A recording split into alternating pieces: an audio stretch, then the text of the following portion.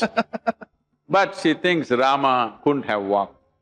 Now, Rama came walking, fought the battle, took her back, again lost her.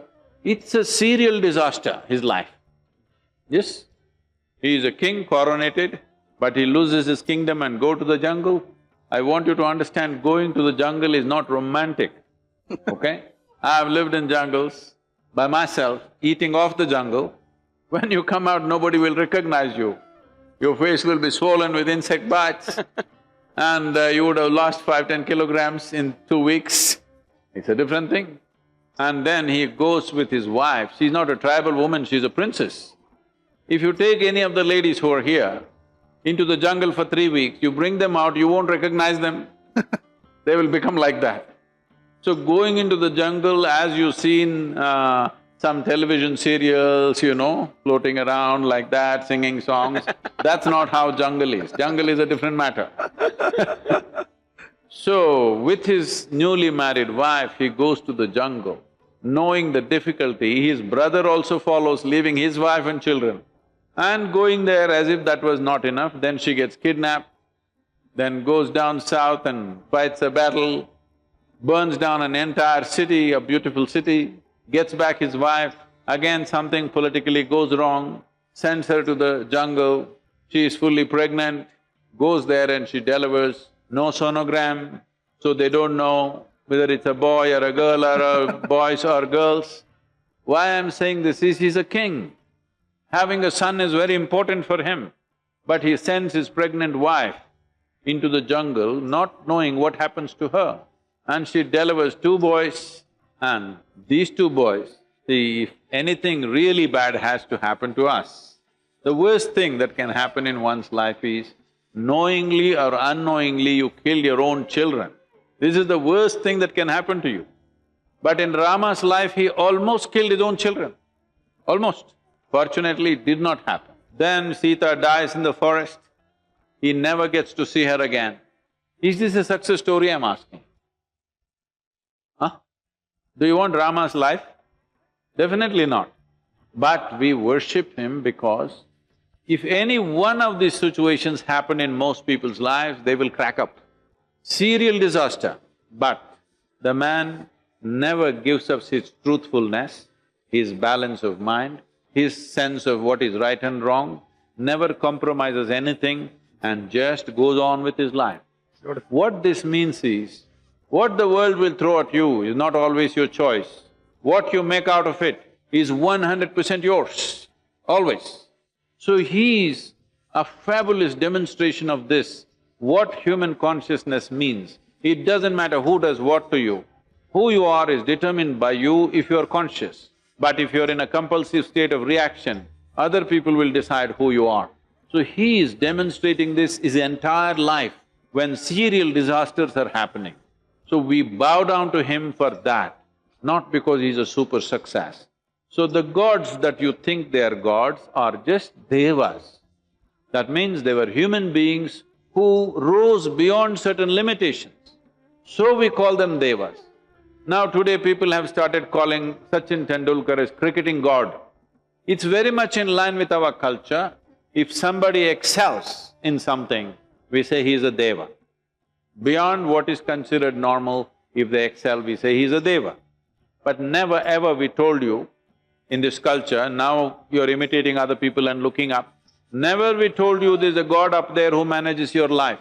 We always told you, this life is your karma.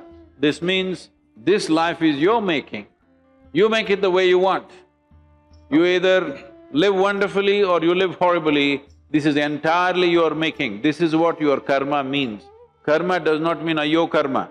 Karma means you are making your life every moment. How you're experiencing your life right now, who you are right now, is entirely your making. This is this culture.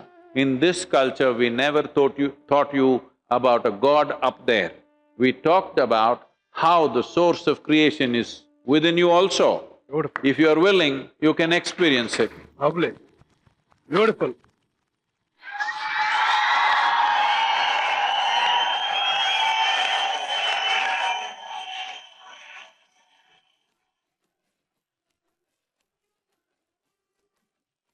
One and only Varalakshmi ಅಂತ ನಾನು. ಸಾದರ ಪ್ರಣಾಮ್. ಏನ್ರಿ ಇದು ಇವತ್ತು ಇಷ್ಟು silent ಆಗಿ ಬರ್ತಾ ಇದೀರಾ ವರಲಕ್ಷ್ಮಿ? ಸೃಜಾ, ಆ, ಗುರುಜಿನೇ ಒಂದ್ ಕಡೆ ಒಂದ್ ಸರ್ತಿ ಹೇಳಿದ್ದಾರೆ, ಆ, ಮನುಷ್ಯನ ಹಾರಾಟ ಚೀರಾಟ ಎಲ್ಲ 3 ದಿನ, ಮಹಾಪುರುಷರು ಎದುರುಗ್ ಬಂದ್ರೆ ಸಾಕು ಅವನ ಆಗ್ತಾನೆ ಮೌನ.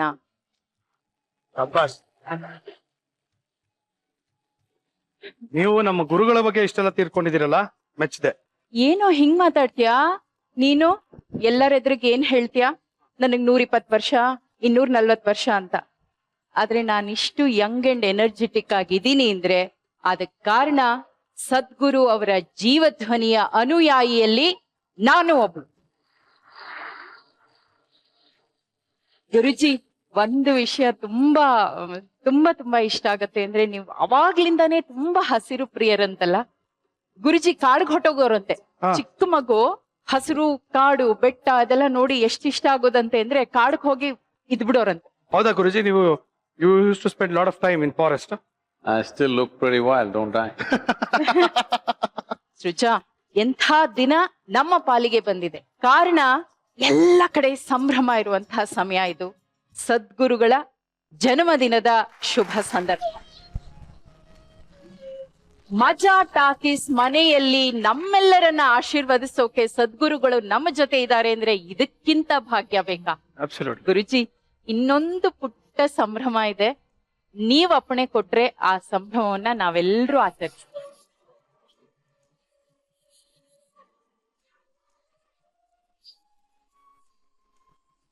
ಸದ್ಗುರುಗಳು ಇಡೀ ವಿಶ್ವಕ್ಕೆ ತಿಳುವಳಿಕೆಯ, ಜ್ಞಾನದ, ಅರಿವಿನ ಪೂರ್ಣ ಹೋಳಿಗೆ ಕೊಡ್ತಾ ಇದ್ದಾರೆ. ಅವರ ಹುಟ್ಟು ಹಬ್ಬದ ಶುಭ ಸಂದರ್ಭದಲ್ಲಿ ಮಜಾ ಟಾಕೀಸ್ ಮನೆಯಲ್ಲಿ ಹೋಳಿಗೆಯ ಸಿಹಿ.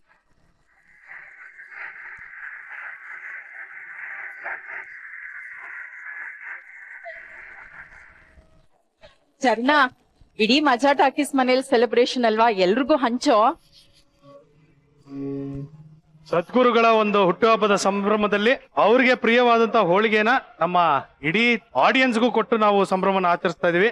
ಗುರುಜಿ, ಮೈಸೂರ್ ಬಗ್ಗೆ, ನೀವು ಕಂಡ ಮೈಸೂರು, ಬಾಲ್ಯದ Mysuru.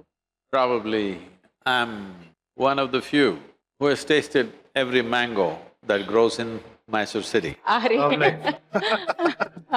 It doesn't matter where the mango tree was, ಹಾ.